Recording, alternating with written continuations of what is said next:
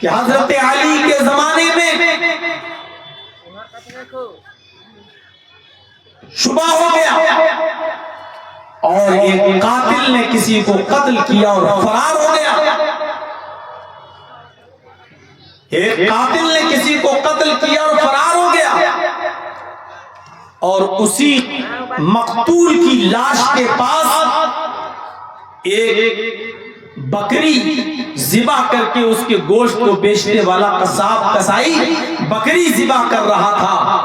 جیسی اس نے بکری ذبح کی اسی وقت پولیس آ جاتی ہے وہیں پر حضرت علی کے زمانے میں اور اس قصاب کو اس بکری کو ذبح کرنے والے کو پکڑ لیتی ہے اور کہتی ہے کہ تمہارے پاس یہ لاش ایک انسان کے قتل کی لاش پڑی ہوئی ہے لہذا چھری تمہارے ہاتھ میں ہے تم بہت شاطر ہو تم بکری بھی کاٹتے ہو اور بکری کی آڑ میں بچنا چاہتے ہو اس انسان کا قتل بھی تم نے کیا ہے. اس قصاب کو پکڑ لیا گیا اس قصائی کو اس بکری ذبح کرنے والے کو پکڑ کر حضرت علی کے پاس لایا ہے.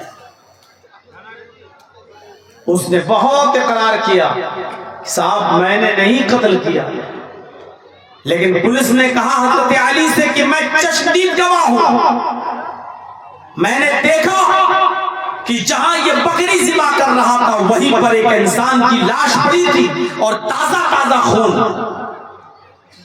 اگر کوئی اور مار کے گیا ہوتا تو خون جمع ہوا ہوتا لیکن خون بھی تازہ تازہ تھا اور اس کی چھری میں بھی خون لگا ہوا تھا. اس نے کہا امیر المومنین میری چھری میں خون لگا ضرور تھا لیکن یہ آدمی کا خون نہیں تھا بلکہ یہ بکری کا خون تھا. شواہد ایسے تھے کس آدمی کے بچنے کی کوئی شکل نہیں تھی. اصلی قاتل فرار ہو چکا ہے اصلی قاتل بھاگ چکا ہے. مجبوراً جج صاحب کو فیصلہ سنانا پڑا اور اسی بکری ذبح کرنے والے قصاب کو قتل کی سزا سنائی جاتی ہے کہ اس مقتول کا اس لاش کا تازہ تازہ خون اور موقع واردات پہ تمہاری موجودگی تمہارے ہاتھ میں چھری اور چھری میں لگا ہوا خون چیخ چیخ کر اسی بات کا اناؤنسمنٹ کر رہا ہے اعلان کر رہا ہے کہ یہ قتل تم نے کیا ہے لہذا تمہیں بھی قتل کیا جائے گا. جمعے کے دن اس آدمی کو قتل کیا جانا تھا. میدان مقتل میں اس آدمی کو لایا جاتا ہے قتل کے لیے اور جب میدان مقتل میں اس آدمی کو قتل کے لیے لایا جاتا ہے جلاد دیا جاتا ہے اس کو قتل کرنے کے لیے بٹھا دیا جاتا ہے. اس سے پوچھا جاتا ہے کہ تمہاری کوئی آخری تمنا ہو کوئی آخری آرزو ہو تو بتاؤ. یہ آدمی کہتا ہے کہ میری کوئی آخری تمنا نہیں آخری آرزو نہیں ہے. ہاں میں اتنا بھی کہتا ہوں کہ میں بے قصور ہوں. جیسی جلاد اس کی گردن پر تلوار مارنے والے ہوئے ویسے ہی ایک آدمی اسی مجمع میں جو دیکھنے آیا تھا وہ چیخ کر کہتا ہے امیر المومنین اے علی امیر المومنین اس آدمی کو قتل نہیں کیجیے یہ آدمی بے قصور ہے اس آدمی نے قتل نہیں کیا ہے.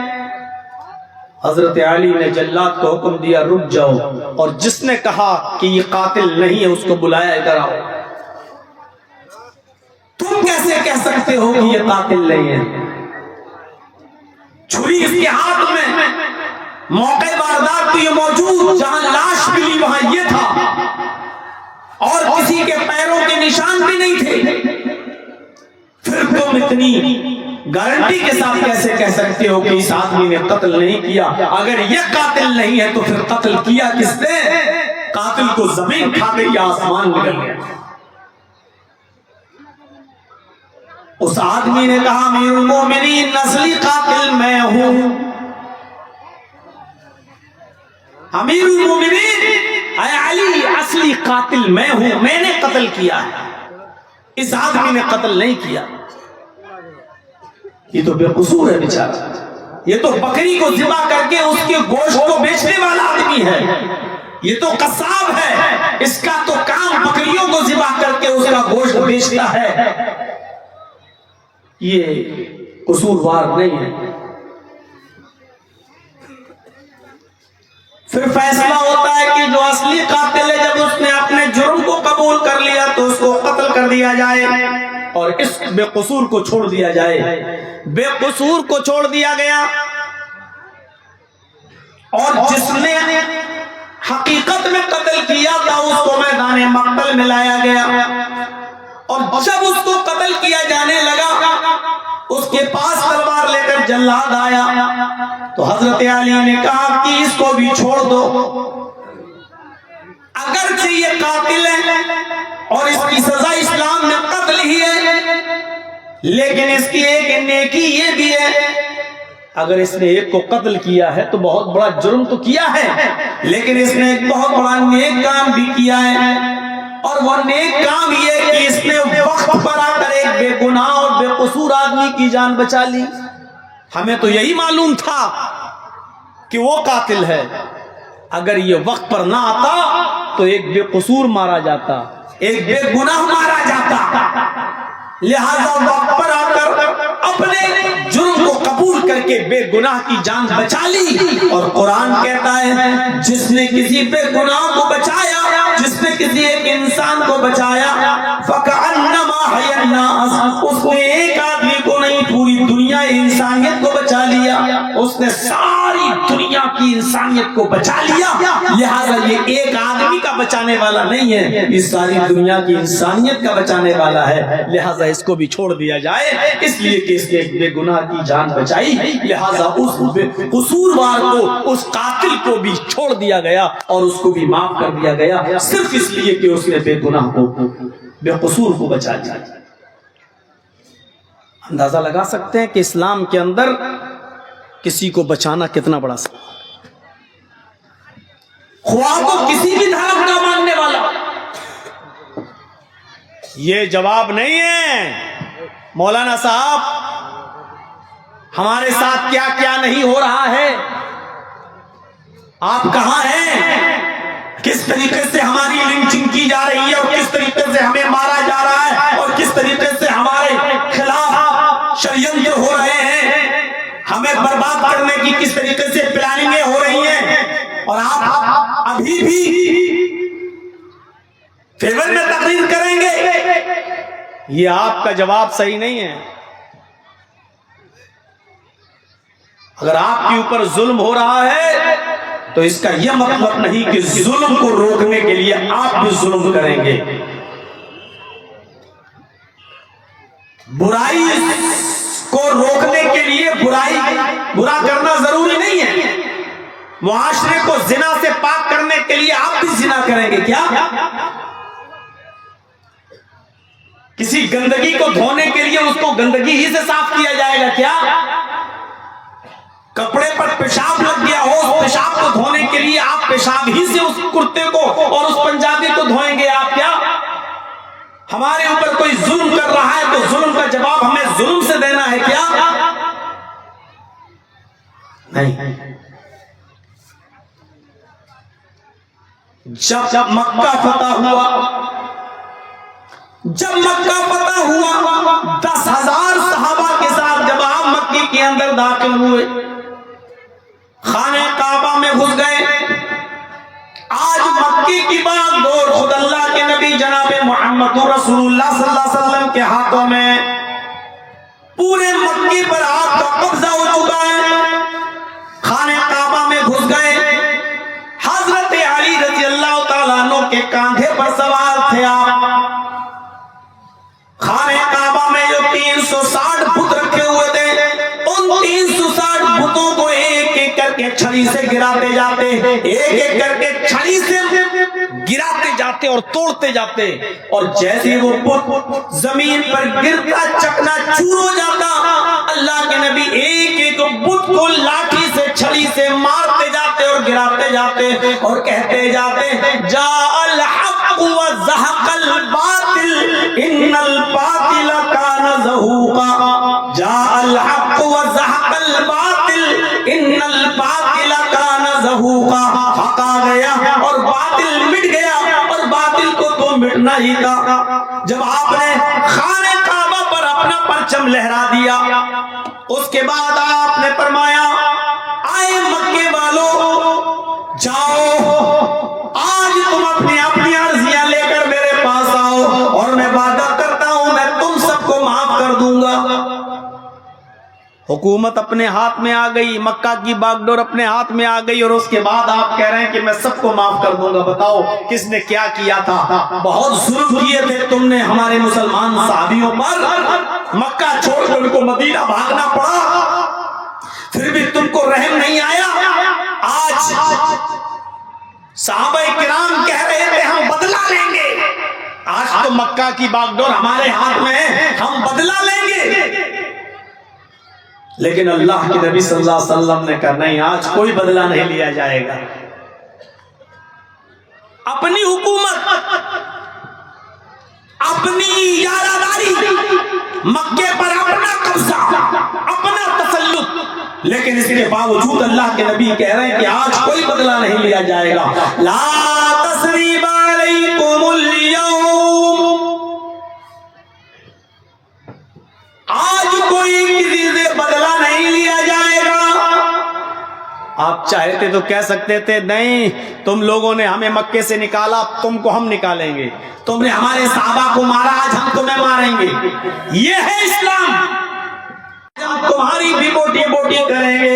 اللہ کے نبی نے فرمایا لا بل اليوم یوم المرحمہ، نہیں، سعد غلط کہہ رہے ہیں، آج کا دن ٹکڑے ٹکڑے کر دینے کا دن نہیں ہے، آج کا دن بدلے کا دن نہیں ہے، اليوم یوم المرحمہ، آج کا دن تو رحم و کرم کا دن ہے، آج کا دن تو عفو درگزر کر دینے کا دن ہے، آج کا دن تو ایک دوسرے کو معاف کر دینے کا دن ہے، آج کے دن کوئی کسی سے بدلہ نہیں لے گا، جاؤ میں نے سب کو معاف کر دیا۔ یہ تھا اسلام کی مکھ دھارا اور خاص تعلیم۔ آپ دشمنوں کے ساتھ بھی یہ سلوک کیا کرتے تھے، اور آج ایک ہمارا معاملہ دیکھ لیجیے، ہم تھوڑا سنبھلنے کی کوشش کرتے ہیں کہ پھر اس طریقے کے ایک دو حادثے ہو کر پھر مسلمانوں کو بدنام کرنے کی کوشش کی جاتی ہے، اور پھر ٹھپا لگایا جاتا ہے کہ یہ مسلمان دہشت گرد ہوتے ہیں، یہ مسلمان آتنکوادی ہوتے ہیں۔ میرے بھائیوں، چہرے پر داڑھی رکھ کر، سر پہ ٹوپی لگا کر اس طریقے کی واردات انجام دے کر کیا ثابت کرنا چاہتے ہیں لوگ؟ کیا تعلق ہے اسلام کا اس سے؟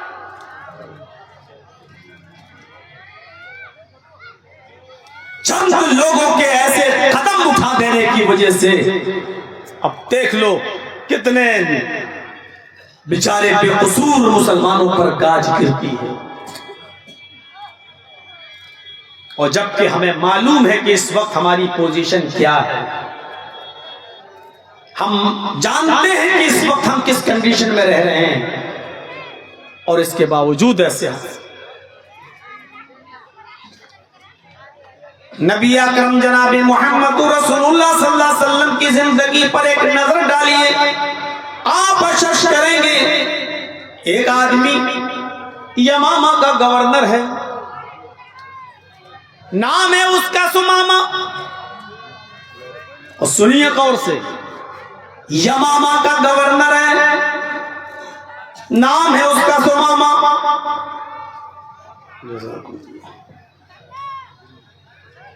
نام ہے اس کا سمامہ، بھیس بدل کر، شکل بدل کر مدینے میں داخل ہوتا ہے، اور کس ارادے سے داخل ہوتا ہے سنیے، بھیس بدل کر، شکل بدل کر مدینے میں داخل ہوتا ہے۔ اس کا ارادہ تھا محمد رسول اللہ کو قتل کر دیا جائے۔ آج تھوڑا سا پتہ چل جائے، صرف سی آئی ڈی کی رپورٹ، ایل آئی او کی رپورٹ، تھوڑی سی اگر کسی کو پتہ چل جائے کہ یہ آدمی اس ادارے سے اس ارادے سے دلی میں داخل ہوا کہ یہ پردھان منتری پر حملہ کر سکتا تھا، چیف منسٹر پر حملہ کر سکتا ہے، بس اتنا سا سراغ لگ جائے اس کے بعد آٹومیٹک ثبوت فراہم ہو جائیں گے۔ کبھی کبھی تو ایسا ہوتا ہے دھماکہ بعد میں ہوتا ہے، نام پہلے ڈیسائیڈ ہو جاتے ہیں کہ یہ کون ہے۔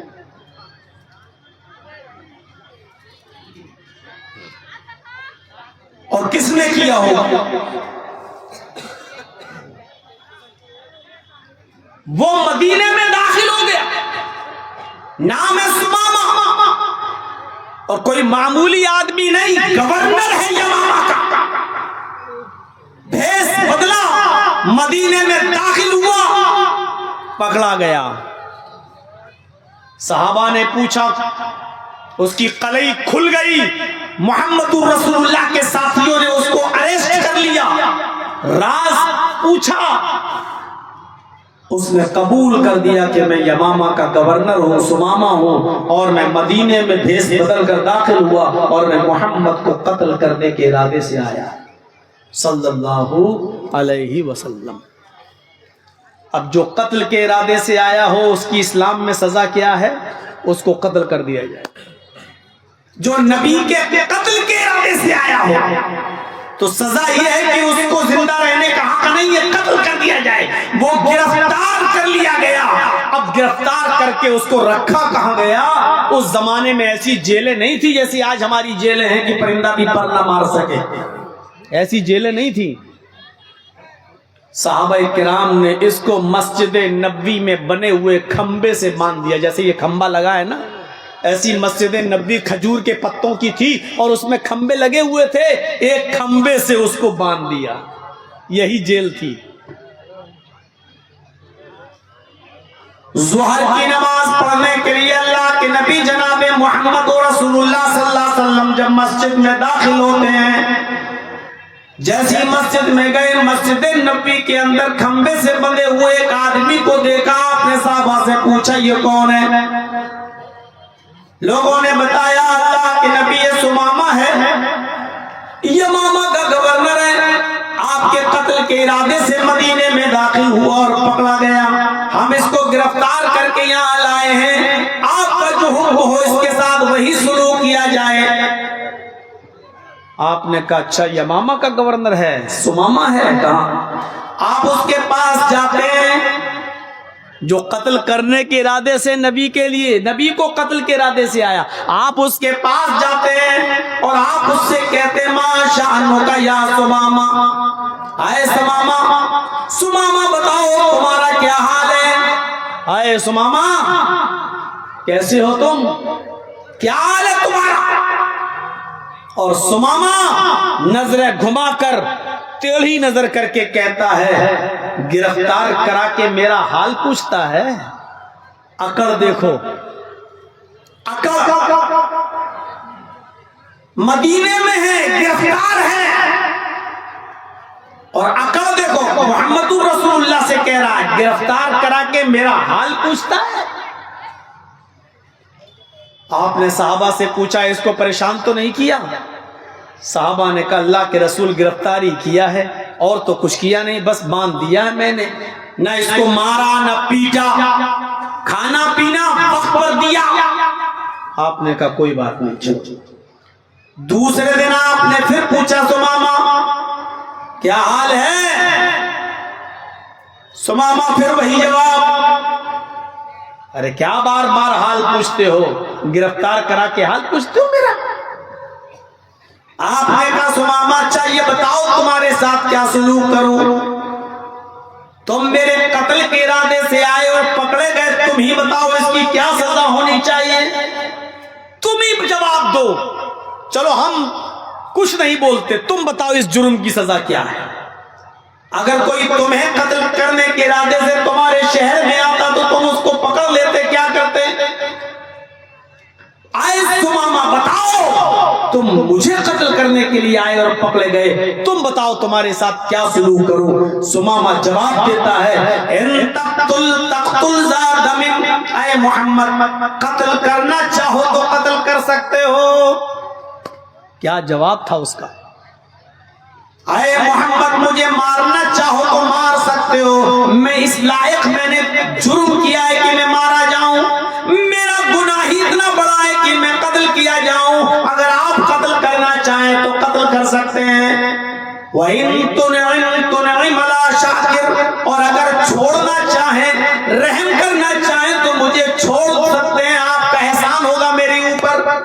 یہی دو چیزیں ہیں، مارنا چاہو تو مار دو، میں نے جرم ایسا ہی کیا ہے کہ میں مارا جاؤں، یعنی اس جرم کی سزا تو یہی ہے کہ قتل کیا جاؤں، اگر آپ کرنا چاہیں تو کر سکتے ہیں اور چھوڑنا چاہیں تو چھوڑ دیجیے، آپ کا احسان ہوگا میرے اوپر، میرے بچوں کے اوپر، میری بیوی کے اوپر۔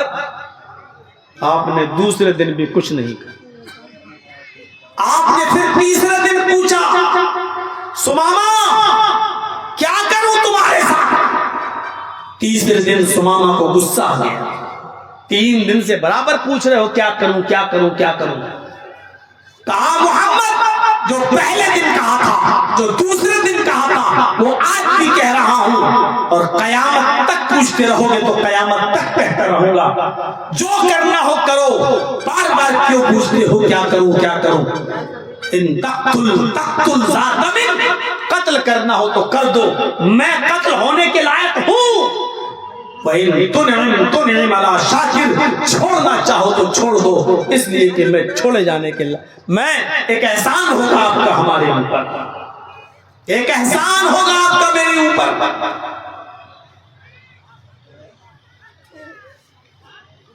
تیسرا دن تھا، اللہ کے نبی نے کہا اچھا ٹھیک ہے سمامہ میں نے فیصلہ کر لیا ہے۔ سمامہ کہتا کیا فیصلہ کیا؟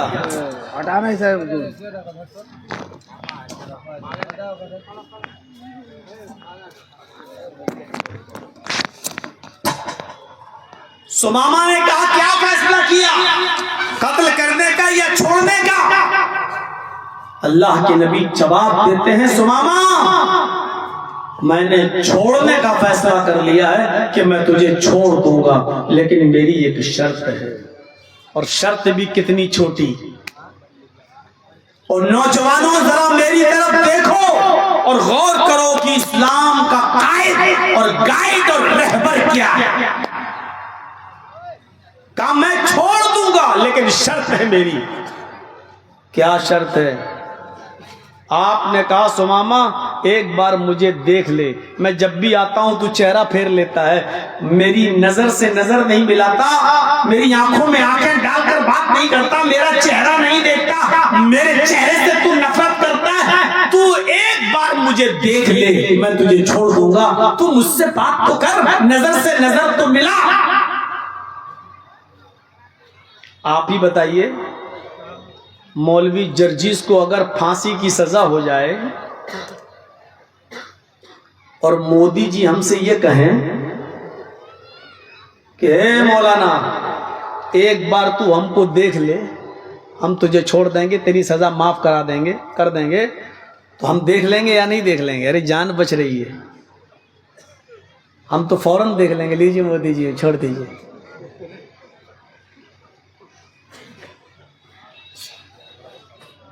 فوراً، ارے جب دیکھنے سے میری جان بچ رہی ہے تو کیوں نہیں دیکھیں گے بھائی؟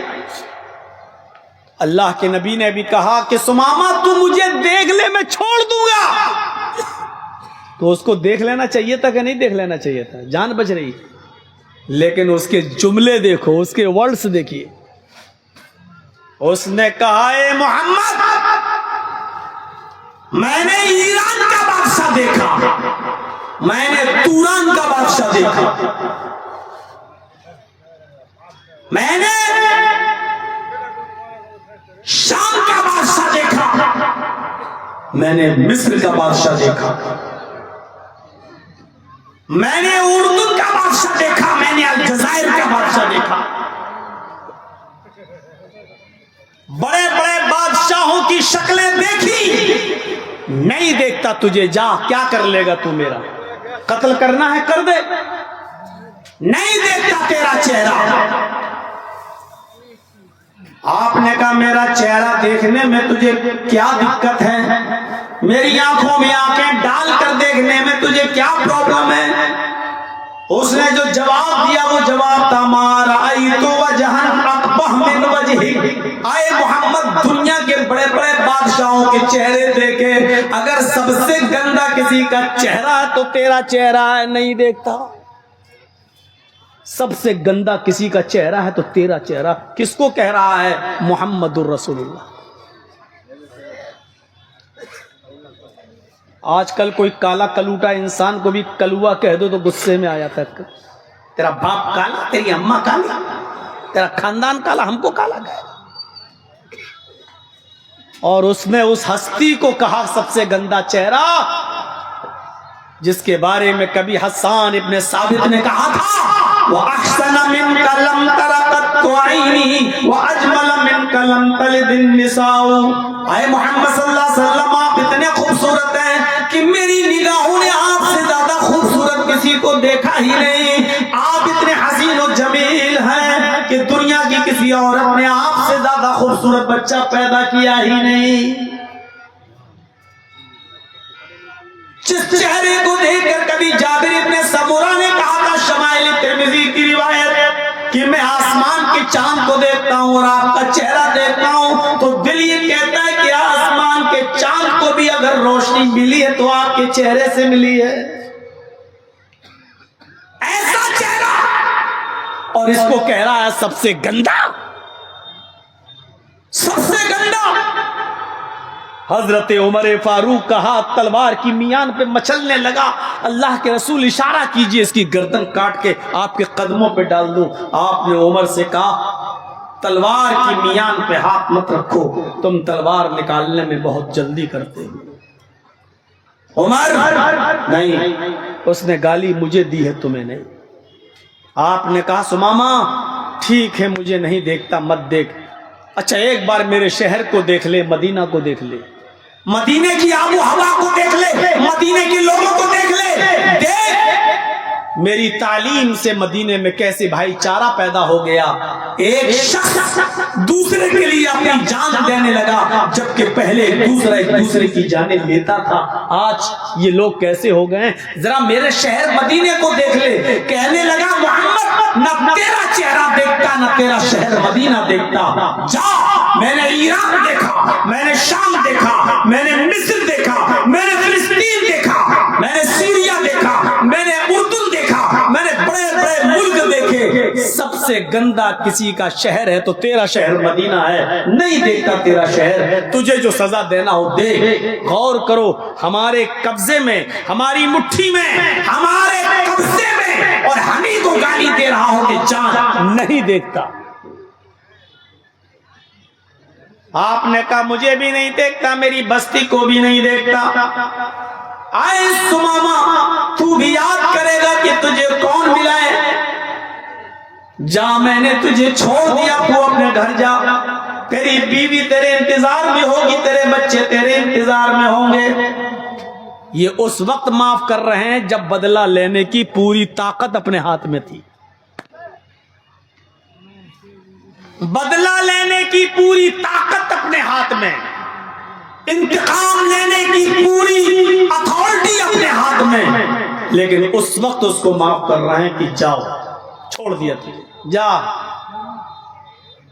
جب اس کی رسی چھوڑی تو کہنے لگا محمد صلی اللہ علیہ وسلم بھروسہ کیسے کر لوں کہ میں اپنے گھر تک پہنچ جاؤں گا، یہاں چھوڑ دیا نکلوں گا۔ مدینہ چھوٹا سا شہر نہیں، بڑا شہر ہے، مکے تک پہنچتے پہنچتے پتہ نہیں تیرا کون آدمی مجھے قتل کر دے، کون آدمی مجھے مار دے۔ اس بات کی گارنٹی کیا ہے؟ یہاں سے چھوڑ دیا تو میں گھر تک خیریت سے پہنچ جاؤں گا۔ آپ نے کہا سمامہ اسی لیے میں نے کہا تھا کہ میرا شہر مدینہ دیکھ لے، میں جس کو چھوڑ دیا میرا کوئی صحابی اس آدمی کو قتل نہیں کر سکتا ہے۔ تو نے میرے وفادار صحابہ کو دیکھا کہاں ہے؟ اب تجھے ڈر لگتا ہے کہ میں مکے تک پہنچوں گا کیسے؟ تو آئے عمر اب تمہاری ذمہ داری ہے، اس آدمی کو مکے کے بارڈر تک چھوڑ دیا۔ باڈی گارڈ کس کو بنا دیا؟ جو تلوار پر ہاتھ رکھ کر تلوار میان سے نکال کر اسی کی گردن اڑانے والے تھے. کہا اللہ کے رسول حکم کیجیے اس کی گردن اڑا دو. آپ نے اسی کو باڈی گارڈ بنا دیا. کہا عمر اس کو مکے کے بارڈر تک چھوڑ کے آؤ, خیریت سے پہنچا کے آؤ. اب یہ تمہاری ذمہ داری ہے. جو جان لینے والے تھے, جو تلوار سے گردن اڑانے والے تھے, اللہ کے رسول نے انہی کو کہا کہ اس کی حفاظت کی ذمہ داری تمہارے اوپر ہے, جاؤ اس کو مکے تک چھوڑ دو.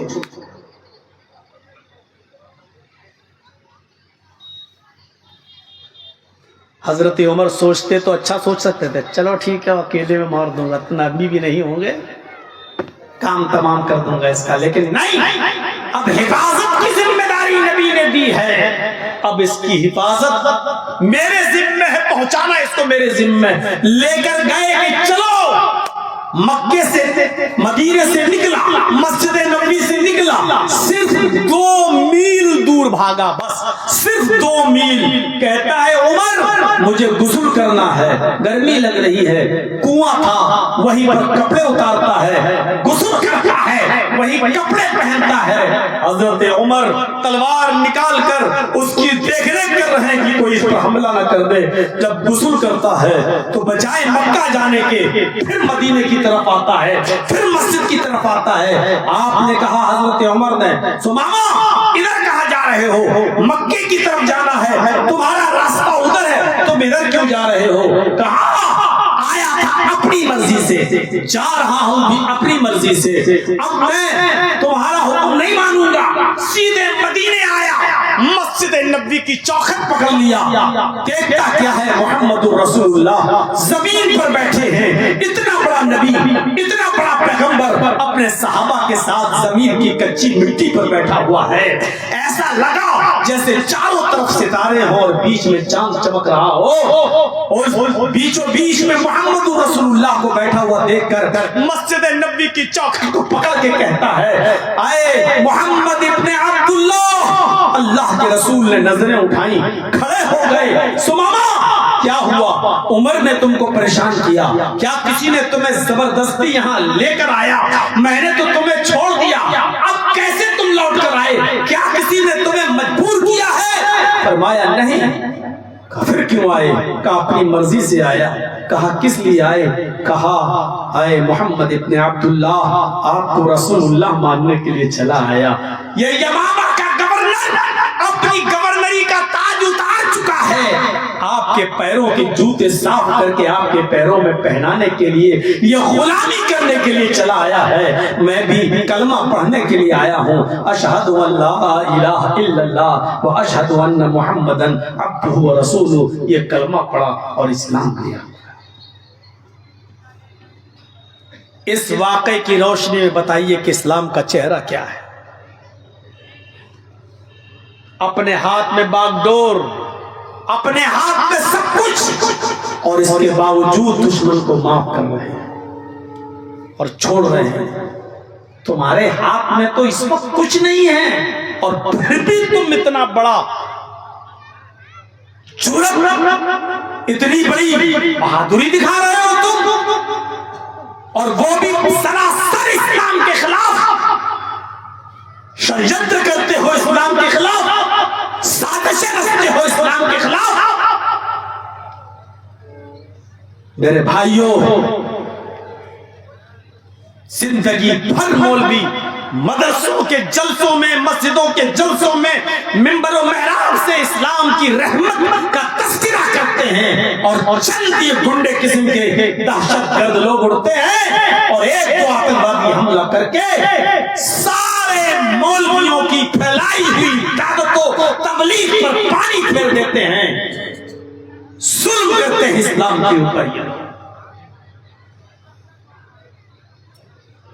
ایسے لوگوں کا اسلام سے کوئی تعلق نہیں ہے, اسلام کے الف سے بھی واقف نہیں ہے. اس طریقے کا کائرانہ حملہ. وہ عورت بیچاری ایک رو رہی تھی, جس کا شوہر ای رکشہ چلاتا تھا, ای رکشہ, اپنے بچوں کا پیٹ پالتا تھا, میرٹھ کا رہنے والا تھا, اور اس حملے میں مارا گیا. وہ بھی اپنا تھا، مسلمان تھا، اور جب اس کی باڈی میرٹھ پہنچائی گئی تو اس کی بیوی رونے لگی اور میرٹھ پہنچ کر کہنے لگی کہ اس کو میرٹھ میں، اس کے ماں باپ کے قبرستان میں نہیں، اس کو ہمارے دلی میں اس کو دفن کیا جائے گا۔ 6 گھنٹے تک ماں کہتی ہے کہ بیٹے، بہو یہ ظلم مت کر، تیرے بیٹے کا سب کچھ یہی، میرے بیٹے کا سب کچھ یہی تھا، میرے قبرستان میں دفن ہو جانے دے۔ اور بیوی اس کی کہہ رہی تھی، بہو ماں کی، کہ نہیں، میں پوری زندگی اپنے شوہر کے ساتھ نہیں رہ سکی، کم سے کم دلی کے قبرستان میں اگر میرا شوہر دفن ہو جائے گا تو میرے بچے جب بڑے ہوں گے تو میں اپنے بچوں کو اس کی قبر دکھا کر یہ کہہ تو سکتی ہوں کہ تمہارا باپ یہاں دفن ہے۔ تمہارے ان حملوں میں ایسے مجبور لوگوں کی جانیں گے، یہ رکشہ چلا کر اپنے بیوی اور بچوں کے پیٹ پالنے والے مسلم لوگوں کی بھی جانیں گے، اور تم سمجھتے ہو کہ تمہیں جنت الفردوس مل گئی؟ یہ ظلم ہے اسلام کے اوپر، کوئی رشتہ نہیں ہے اسلام کا اس سے۔ اسلام وہ ہے جو ابھی میں نے آپ کے سامنے پیش کیا، جا میں تجھے چھوڑ رہا ہوں، تیری بیوی تیرا انتظار کر رہی ہے، تیرے بچے تیرا انتظار کر رہے ہیں۔ اور آتا ہے 2 میل بھاگتا ہے، غسل کرتا ہے، کنویں پہ نہاتا، پھر لوٹ کر آتا ہے اور کہتا ہے، اے محمد صلی اللہ علیہ وسلم، آپ کو رسول اللہ ماننے کے لیے چلا آیا۔ یہ ہے اسلام۔ اس کو آزاد کر دیا، لیکن اس کا دل اب اندر سے گواہی دے رہا ہے، جب تک رسول اللہ کو دیکھا نہیں تھا تب تک نہیں مان رہا تھا، اور جب دیکھا تو دیکھتے ہی کہنے لگا یہ چہرہ کسی جھوٹے کا چہرہ ہو نہیں سکتا۔ یہ ہے اسلام۔ لقد جاءکم رسول من انفسکم عزیز علیہ ما عنتم، یہ تو غیر مسلموں کے ساتھ رحم تھا محمد رسول اللہ صلی اللہ علیہ وسلم کا۔ تمہارے پاس ایک ایسے پیغمبر تشریف لا چکے ہیں، تمہارے پاس ایک ایسے رسول آ چکے ہیں، تمہارے پاس ایک ایسے پیغمبر آ چکے ہیں، تشریف لا چکے ہیں جو تمہاری میں سے ہیں، تمہاری جنس سے ہیں، یعنی وہ بھی انسان ہیں۔ عزیز علیہ ما عنتم، تمہیں جو تکلیف پہنچتی ہے ان کو بھی ناگوار گزرتی ہے، یعنی تمہاری پریشانی کو وہ اپنی پریشانی سمجھتے ہیں۔ تمہارے پیر میں کانٹا چبھتا ہے تو اس کا درد اور اس کی تکلیف محمد رسول اللہ اپنے دل میں محسوس کرتے ہیں۔ درد تمہیں ہوتا ہے، تکلیف تمہیں ہوتی ہے، اس کا درد محمد رسول اللہ محسوس کرتے ہیں۔ حریص علیکم، وہ تمہارے فائدے کے لیے بڑے حریص ہیں، بڑے متمنی ہیں، خواہش مند ہیں، وہ چاہتے ہیں کہ تمہیں ہمیشہ فائدہ ہی فائدہ ہو۔ بالمؤمنین رؤوف الرحیم، اور مومنوں کے ساتھ ان کی رافت و رحمت عجیب غریب ہے، یعنی بڑی خاص ہے، وہ مومنوں کے ساتھ بہت خاص مہربان ہیں۔ ابھی تو میں نے کافروں کے ساتھ بتا دیا، وہ قیدی تھا، سمامہ تھا، یمامہ کا گورنر تھا، دشمن تھا، اس دشمن کے ساتھ اور فتح مکہ کے موقع پر 10,000 صحابہ کا داخلہ اور پورے مکے کے لوگوں کو معاف کر دینا اور کہہ دینا کہ جاؤ تم سب آزاد ہو، یہ بھی نبی کی غیر مسلموں کے ساتھ رحمت، لیکن اپنوں کے ساتھ رحمت کیا تھی معلوم ہے؟ تمہاری تکلیف وہ اپنی تکلیف محسوس کرتے ہیں، تمہارے درد کو وہ اپنا درد سمجھتے ہیں، وہ نہیں چاہتے کہ تمہیں تکلیف ہو، نہیں چاہتے کہ تمہیں تکلیف ہو۔ اور ہم کیا تکلیف؟ نماز پڑھنا بھی کوئی تکلیف ہے؟ نہیں، لیکن سنیے، اللہ کے نبی صلی اللہ علیہ وسلم کے گھر کچھ صحابی جاتے ہیں، آپ نہیں ملے تو اللہ کے نبی صلی اللہ علیہ وسلم کی بیویوں سے پوچھتے ہیں کہ اللہ کے نبی کتنی عبادت کرتے تھے، اللہ کے رسول کتنی نماز پڑھتے تھے، کتنے روزے رکھتے تھے؟ بیویوں نے بتایا کہ اللہ کے نبی صلی اللہ علیہ وسلم اتنے روزے رکھتے تھے نفلی اور اتنے چھوڑتے تھے، اتنا سوتے تھے، اتنا اڑتے تھے، اتنا تہجد پڑھتے تھے اور اتنا بیویوں کا حق ادا کرتے تھے، سب کچھ آپ کی بیویوں نے بتا دیا۔ اب یہ تینوں صحابی جب باہر آئے گھر سے نکل کر تو آپس میں کہنے لگے کہاں اللہ کے رسول اور کہاں ہم، ہمارا اور اللہ کے رسول کا کیا مقابلہ؟ اللہ کے رسول تو بخشے بخشائے ہیں، اللہ کے نبی تو جنتی ہیں، وہ تو نماز نہ بھی پڑھے تو جنتی ہیں، وہ تو عمل نہ کرے تب بھی اللہ ان کو جنت دے کر رہے گا۔ ہمیں تو اور زیادہ عبادت کرنی چاہیے، یعنی نبی سے زیادہ نمازیں پڑھنا چاہیے، نبی سے زیادہ روزے رکھنا چاہیے۔ انہوں نے اللہ کے نبی صلی اللہ علیہ وسلم سے بھی زیادہ عبادت میں آگے بڑھنے کی کوشش کی۔ تو اس میں ایک صحابی کہتے ہیں ٹھیک ہے آج کے بعد میں کبھی بھی دن میں روزہ نہیں چھوڑوں گا، ہمیشہ روزہ رکھوں گا۔ سنیے تین صحابی تین باتیں۔ ایک صحابی نے کہا میں ہمیشہ روزہ رکھوں گا، کبھی نہیں چھوڑوں گا، آج کے بعد کبھی روزہ چھوڑوں گا ہی نہیں، روزے ہی رکھتا رہوں گا، دن میں روزے رکھوں گا۔ دوسرے صحابی نے کہا اچھا تم دن بھر روزہ رکھو گے کبھی نہیں چھوڑو گے؟ کہا نہیں۔ تو دوسرے نے کہا آج سے میں رات بھر نماز پڑھوں گا اور کبھی نہیں سوؤں گا۔ ایک نے کہا میں دن بھر روزہ رکھوں گا کبھی نہیں چھوڑوں گا، دوسرے نے کہا میں رات بھر نماز پڑھوں گا اور کبھی نہیں سوؤں گا۔ تیسرے نے کیا کہا؟ تیسرے نے کہا میں دن میں روزہ بھی رکھوں گا اور رات میں نماز بھی پڑھوں گا، میں اپنے بیوی کے قریب نہیں جاؤں گا، بیوی سے ملوں گا بھی نہیں۔ لو بیوی کا بھی حق ادا نہیں کروں گا، بیوی کے قریب ہی نہیں جاؤں گا۔ تین صحابی تین قسم کی باتیں۔ ایک نے کہا میں دن بھر روزہ رکھوں گا، دوسرے نے کہا میں رات بھر نماز پڑھوں گا، تیسرے نے کہا میں دن میں روزہ بھی رکھوں گا، رات میں نماز بھی پڑھوں گا اور بیوی کے قریب بھی نہیں جاؤں گا۔ اللہ کے رسول صلی اللہ علیہ وسلم کو جب اس بات کا علم ہوا تو آپ ان تینوں لوگوں کے پاس آئے۔ آپ نے کہا تم الذی قلتم کذا و کذا، کیا تم ہی وہ لوگ جو ایسا ایسا کہہ رہے تھے؟ کیا تم ہی لوگوں نے ایسی ایسی باتیں کہی؟ میں دن بھر روزہ رکھوں گا، میں رات بھر نماز پڑھوں گا، میں دن میں روزہ رکھوں گا، رات میں نماز پڑھوں گا اور بیوی کے قریب نہیں جاؤں گا۔ تینوں نے کہا ہاں اللہ کے رسول آپ تو جنتی ہیں، ہمیں تو اور زیادہ عبادت کرنا ہے۔ اللہ کے نبی نے فرمایا تم زیادہ اللہ سے ڈرتے ہو یا میں؟ کہا آپ۔ اللہ کا خوف تمہیں زیادہ ہے یا مجھے؟ کہ نہیں اللہ کے رسول آپ کو زیادہ ہے، آپ اللہ سے، ہم میں سب سے زیادہ اللہ سے ڈرنے والے آپ ہیں۔ کہا جب میں تم میں سب سے زیادہ اللہ سے ڈرنے والا ہوں تو اتنا تو میں بھی نہیں کرتا ہوں جتنا تم کر رہے ہو، ظلم کر رہے ہو اپنے آپ پر۔ دن بھر روزہ رکھتے رہو گے تو یہ باڈی سو کا ڈھانچہ بن جائے گی، یہ تمہارے جسم پر ظلم ہوگا۔ رات بھر نماز پڑھتے رہو گے اور آنکھیں چندیا جائیں گی، کبھی سوگے نہیں، رات بھر نماز پڑھتے رہو گے تو آنکھوں کا حق مارتے رہو گے، اور بیوی کے قریب نہیں جاؤ گے تو بیوی کا حق بھی مارا جائے گا۔ سنو روزہ رکھنا بھی ضروری ہے اور چھوڑنا بھی ضروری۔ فرض روزے کی بات نہیں کر رہا ہوں میں یہاں، نفلی روزے کی بات کر رہا ہوں، نفلی۔ آپ نے فرمایا تم مہینے میں 3 روزے رکھ لیا کرو، اللہ کے یہاں ایک روزے کا ثواب 10 روزوں کے برابر۔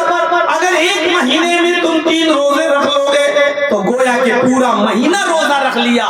لہذا نفلی روزے رکھو بھی اور چھوڑا بھی کرو، یہی میرا طریقہ ہے۔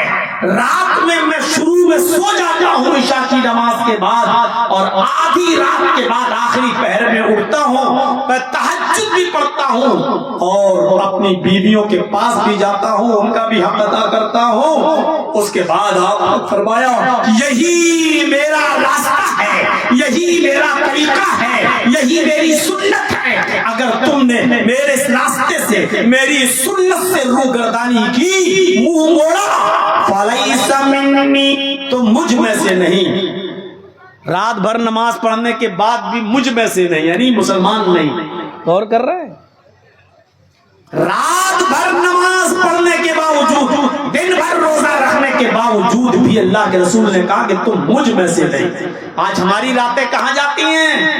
کیرم بورڈ کھیلنے میں۔ آج ہماری راتیں وہاں برباد ہوتی ہیں، ٹورنامنٹ، پورا میچ پوری رات نظر کر دینے میں، پوری رات۔ ارے اللہ کے بندو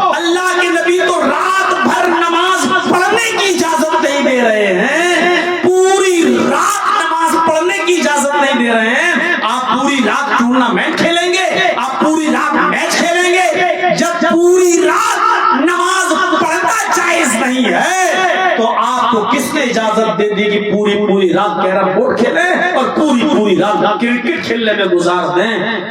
کہاں ہے؟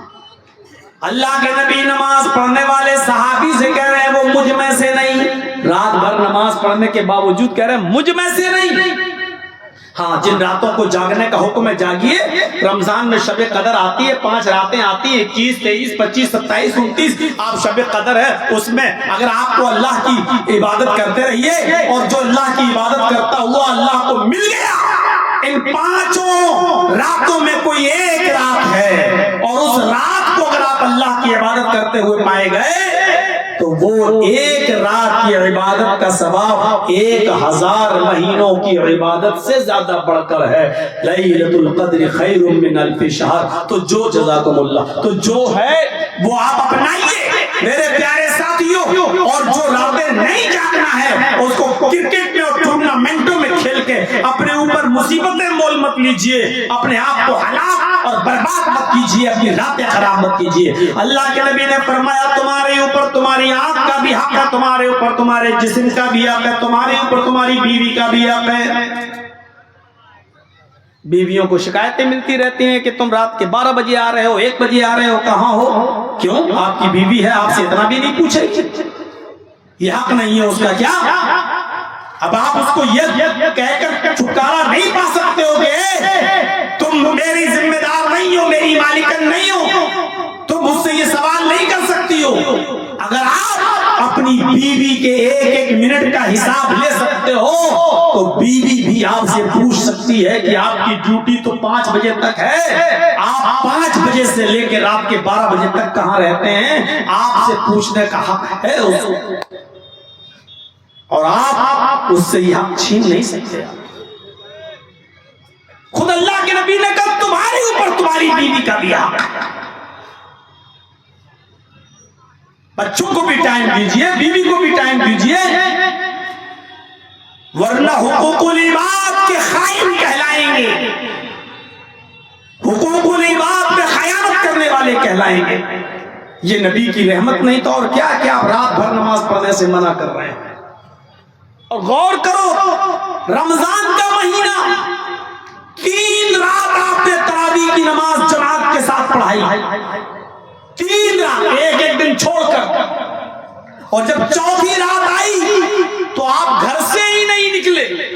صحابہ مسجد میں جمع ہیں, مسجد بھر چکی اور آپ اپنے حجرے سے نہیں نکل رہے ہیں. صحابہ کھانس رہے ہیں, اللہ کے نبی کو بتا رہے ہیں کہ ہم لوگ مسجد میں آ چکے ہیں, آئیے. 3 راتیں آپ نے نماز پڑھائی, آج بھی نماز پڑھائیے.